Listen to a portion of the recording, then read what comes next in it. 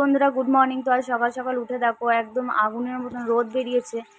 তো খুব একটা ভালো খবর। তো দুদিনের পর এই রোদ উঠেছে। কখন রোদ ওঠে কখন বৃষ্টি ওঠে ভগবানই জানে বর্ষার দিনে। তো আমি সব কাজবাজ করা চালু করে দিচ্ছি। ওদিকে বাবুর ক্যাতা কম্বল জামা সব কিছু মিলে দিয়েছি।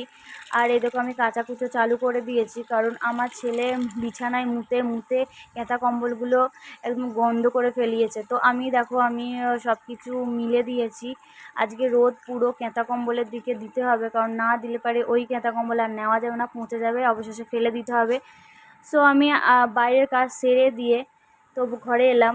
আমার বাবু দেখো কি সুন্দর রিল্যাক্সে ঘুমাচ্ছে। ও মুতে মুতে কম্বল কাচাচ্ছে। আর এই রোদের মধ্যে আমি একদিন কালো হয়ে যাবো এই ছেলের জন্য। তো কালো হয়ে ভূত হয়ে যাব, কেউ আর চিনতেই পারবে না আমাকে।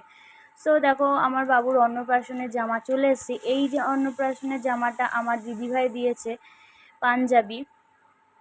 সো এই পাঞ্জাবিটা হলুদই নিয়েছি, কারণ লাল নেওয়ার কথা ছিল, কারণ কারণ হলুদটা ওর গায়ে ভালো খেলবে বলে পছন্দ করে দিয়েছে। তো যা দিয়েছে তাই ভালো। তো তোমরা কমেন্ট করে বলো ওর জামা প্যান্টটা কেমন সুন্দর হয়েছে।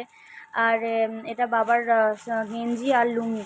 যেহেতু আমাদের অন্নপ্রাশনটা গ্রামে হচ্ছিল, তো কিছু কারণের জন্য ওটা ক্যান্সেল হয়ে যায়। তো আমাদের কলকাতার বাড়িতেই করতে হবে, তার জন্য আর বাবার ওখানে যাওয়া হবে না। তো দেখো এটা কি, তোমরা কমেন্ট করে বলো এটা কি। অবশ্যই সবাই ভাববে কি এটা চা, কিন্তু না, এটা চা না। আমি সকালবেলায় জিরে জল খাই, রাত্রিবেলায় ভিজিয়ে দিই।